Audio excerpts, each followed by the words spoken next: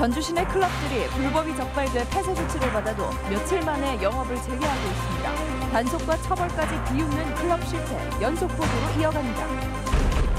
원광대학 원룸촌에서 대학생들의 피해가 눈덩이처럼 불고 있습니다. 사기에 가까운 계약 과정에 젊은 대학생들이 속수무책으로 당했습니다. 전북은행이 창립 50주년을 맞아 도민을 위한 은행으로 거듭나겠다고 밝혔습니다. 일각에서 제기된 본점 이전설에는 선을 그었습니다. 안녕하십니까. 전주 MBC 뉴스데스크입니다. 일반 음식점으로 등록하고 유흥주점 영업을 하는 전주 시내 클럽들의 불법과 탈법 여러 번 보도했는데요. 단속된다 하더라도 클럽들은 비웃듯 영업을 재개하고 있습니다. 취재 결과 폐쇄당한 업소가 며칠 만에 같은 건물에서 다시 영업을 시작한 사실도 확인했습니다. 박연선 기자가 취재했습니다. 영업이 한창인 전주 시내 한 클럽입니다. 무허가 유흥주점으로 삼진아웃돼 폐쇄된 게 지난 1월인데 불과 며칠 만에 다시 문을 열었습니다. 여전히 일반 음식점으로 탈세 영업 중이고 클럽 이름도 그대로입니다. 일단 뭐 노래하고 춤추고 술 마시는 건 똑같은데 4층으로 바뀌면서 아무래도 더 확장되고 해서 사람들이 더 많아지긴 했어요. 어떻게 이런 일이 가능했을까? 3층 클럽이 적발돼 영업을 할 수 없게 되자 폐쇄 다음 날 바로 층만 바꿔 4층에 다시 일반 음식점 신고를 한 겁니다. 유흥주점과 달리 신고제로 운영되는 일반 음식점의 허점을 노린 겁니다. 그 다음 날에 영업 신고는 누구든지 할 수 있고 신고하면은 바로 즉시 처리 사항이에요. 그 당시에는 영업 신고 당시에는 이런 영업을 할지 안 할지 알 수가 없거든요. 업주들은 영업을 이어가기 위해 수시로 명의만 바꾸는 꼼수도 썼습니다. 단속에 3번 적발되면 영업장 폐쇄로 이어지기 때문에 한두 번 적발되면 스스로 폐업한 뒤 이름을 바꿔 차명으로 신고하고 다시 영업을 했습니다. 스스로 폐업한 경우 처벌이 승계되지 않아 불법 영업을 지속할 수 있었던 겁니다. 3번 걸리기 전에 영업장 폐쇄를 하고 새로 신규로 등록을 하면 구청에서 나와서 확인을 하는데 똑같은 조명이 달려있는데도 그냥 허가를 내주는 게 그게 문제죠. 행정상 허점을 교묘하게 이용해온 클럽들에게는 부정기적인 단속 역시 큰 문제가 되지 않았습니다. 안팎에 설치한 수십 대의 CCTV와 무전기를 통해 단속 소식을 공유하며 공권력을 비웃어왔습니다. 폐쇄 조치를 해놓고도 같은 건물 같은 이름의 클럽을 의심 없이 받아들이고 단속 과정을 낱낱이 들키는 공권력의 허술함에 이들의 불법 영업만 성행하고 있습니다. MBC 뉴스 박연선입니다. 익산 지역 대학생 100여 명이 원룸 보증금 수십억 원을 떼일 위기에 처했다는 보도 어제 해드렸습니다. 원룸 주인은 은행 측에 책임을 떠넘겼고 입주 계약 과정에도 적지 않은 문제가 있는 것으로 드러났습니다. 사기성 계약에 대학생들은 속수무책으로 당했습니다. 조수영 기자가 취재했습니다. 원광대 주변 원룸촌에 사는 대학생 100여 명은 자취방이 경매에 넘어가 당장 보증금을 잃을 위기에 놓였습니다. 학교 측이 추산한 피해액은 38억 원.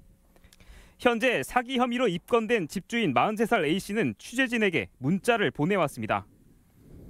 무리한 투자였다면서도 은행 빚을 한 달 연체한 건데 은행 측이 멋대로 경매에 들어갔다고 하소연합니다. 하지만 집주인은 이미 수개월 전부터 각종 요금을 연체하고 관리도 제대로 하지 않았습니다. 여기에 집주인의 원룸은 월세를 받는 다른 원룸과 달리 보증금 규모가 커 학생들로부터 또 다른 의심을 받고 있습니다. 방을 이렇게 내놔야겠네 이런 식으로 하시더라고요. 처음 듣는 식으로. 그래놓고 방도 안 내놓고 약속은 한 수십 번 해놓고 한 번도 지킨 적 없고. 대출을 해준 은행 측도 걱정은 마찬가지입니다. 해결했다면서 들어가면 해결하겠다 했다고 나중에는 뭐 형이 있는데 뭐 형한테 뭐 이자를 내게 하겠다 어쨌다면서.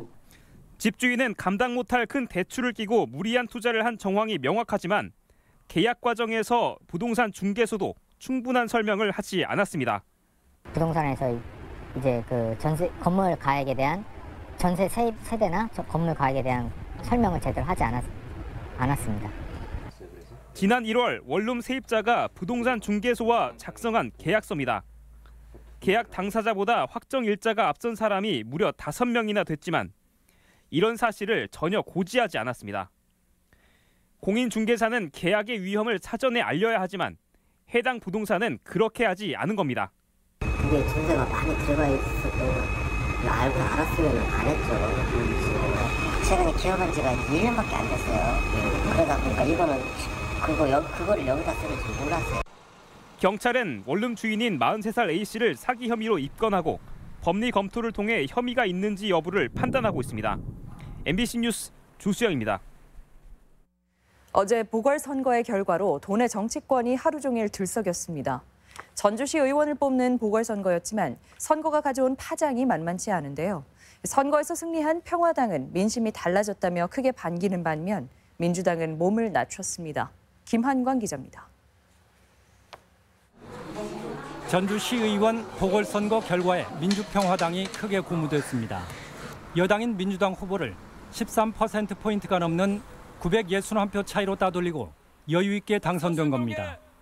그간 지방선거 참패에 한 자릿수 지지율로 진로가 고민이었던 당에 희망을 제시했다며 먼저 감사의 뜻을 전했습니다.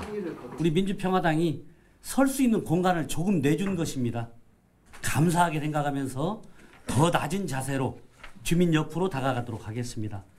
특히 호남권 유일의 보궐선거 승리로 다시 대한정당으로 존재의 계기를 마련했다며 의미를 부여합니다. 당장 정의당과 교섭단체 복원을 통해 선거제 개혁, 고위공직자 비리수사처 설치 등을 주도하겠다는 계획입니다.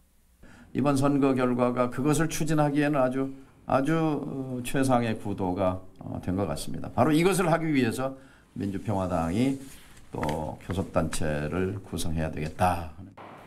반면에 민주당은 이번 선거의 패배가 내년 총선에도 영향을 미칠 수 있다는 우려에 한껏 몸을 낮췄습니다. 선거 결과를 또 겸허하게 수용하고 앞으로 저희 당이 주민들로부터 더 신뢰받을 수 있도록 더 최선을 다해서 노력하겠습니다. 시의원을 뽑는 보궐선거의 결과가 호남 정치와 내년 총선 전망으로까지 확대되면서 도내 정치권 전반에도 적지 않은 변화를 예고하고 있습니다. MBC 뉴스 김한광입니다.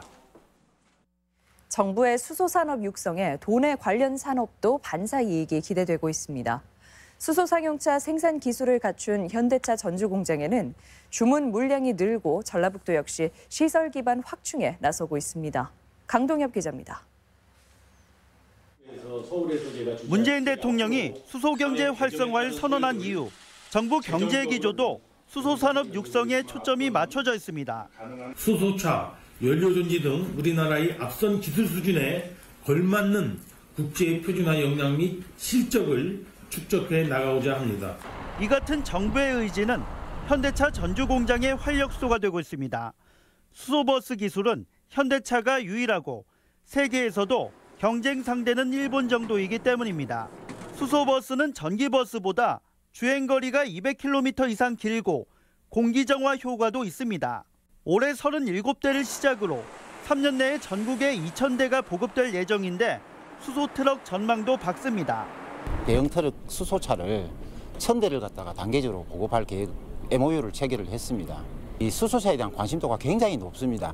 남은 관건은 수소차가 상용화될 수 있는 기반 시설 구축입니다. 전북은 수소 충전소가 단 한 곳도 없을 정도로 기반 시설이 뒤처져 있는 상황입니다. 이를 감안해 수소 충전소 건설이 본격화됩니다. 연말까지 58억 원이 투자되는 충전소는 버스와 트럭은 물론 승용차도 이용할 수 있는 전국 첫 번째 시설입니다. 시간당 충전량이 타 지역보다 3배 이상 많아 승용차는 2분, 버스는 10분 정도면 충전이 가능합니다. 수소 상용차와 수소차 보급 또 인프라 구축 이런 것도 저희가 도가 집중적으로 노력을 해서 인프라를 구축하겠다는 말씀을 드립니다. 정부의 수소산업 육성 정책이 전라북도와 도내 제조업체에도 긍정적인 영향을 미치고 있습니다. MBC 뉴스 강동엽입니다. 국내 유일의 식품 전문 산업단지가 익산에 있는 국가식품 클러스터인데요. 입주 기업들의 생산 제품 전시전이 열렸습니다. 전문가 토론회에서는 식품 클러스터 특별법의 필요성이 제기됐습니다. 허현호 기자입니다. 말린 농산물로 만든 조미료부터 감초 농축액 같은 건강식품까지 형형색색의 가공식품들이 눈길을 붙잡습니다. 직접 개발한 상품을 홍보하기 위한 열띤 설명이 이어지고 방문객들은 직접 시식해보며 고개를 끄덕입니다. 익산 국가식품 클러스터 입주 기업들의 상품을 홍보하는 자리가 마련된 겁니다. 24개사가 준공이 돼서 이제 상품을 생산하고 있습니다. 그 만든 상품을 널리 국회나 국민들한테 홍보도 하고 알리는 계기로 삼으려고 이 자리에 왔습니다. 클러스터 내 기업 유치와 함께 올해 시작되는 2단계 사업 진행에 박차를 가하기 위해 진행된 이번 행사에는 식품산업 관계자 등 200여 명이 참가한 가운데 24개 입주 기업이 생산한 100여 개의 우수 상품들이 소개됐습니다. 클러스터 내 창업 지원 프로그램을 통해 사업화에 성공한 청년 기업가들도 나섰습니다. 성분 분석이라든지 새로운 시장을 개척하는 데 있어서 방지턱 같은 역할들을 하는 부분들을 좀 완화시켜주는 역할들을 많이 하고 있습니다. 이어 국가식품 클러스터 활성화를 위한 정책 토론회도 진행됐습니다. 국가식품 클러스터에 유치된 기업은 국내외 70개사, 전체의 43.3%가 분양된 상황에서 국내 유일의 식품 클러스터로 위상과 경쟁력을 높이기 위해 지원을 위한 특별법이 필요하다는 논의가 이어졌습니다. 그 세금 혜택을 특별히 더 지원하는 내용, 그 주거 환경, 정주 환경 같은 게 굉장히 안 좋습니다. 직원들, 종업원들의 그 환경을 지원하는 1단계 사업 계획을 마치고 올해부터 대규모 국비 지원을 받게 될 국가식품 클러스터가 내실 강화에 성공해 도약할 수 있을지 관심이 모아지고 있습니다. MBC 뉴스 허연호입니다. 올해 창립 50주년을 맞은 전북은행이 전라북도의 금융중심지 지정에 적극 협조하겠다고 밝혔습니다.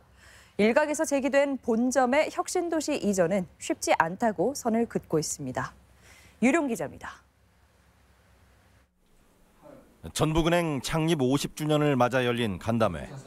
관심은 도지사가 요청한 혁신도시 금융타운 건립에 집중됐습니다.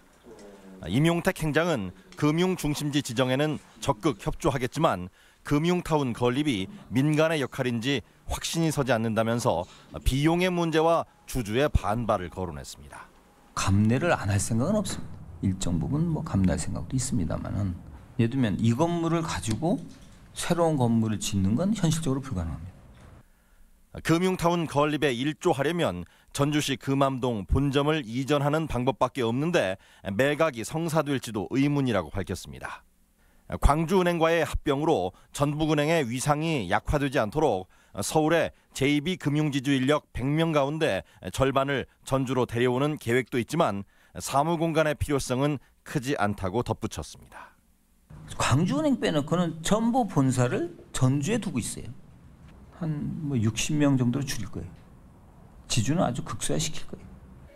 이제 100년 도민은행을 지향하면서 사회공헌에 적극 나서고 고리의 대부업체 대신 이용 가능한 중금리 서민금융을 강화하겠다는 전북은행.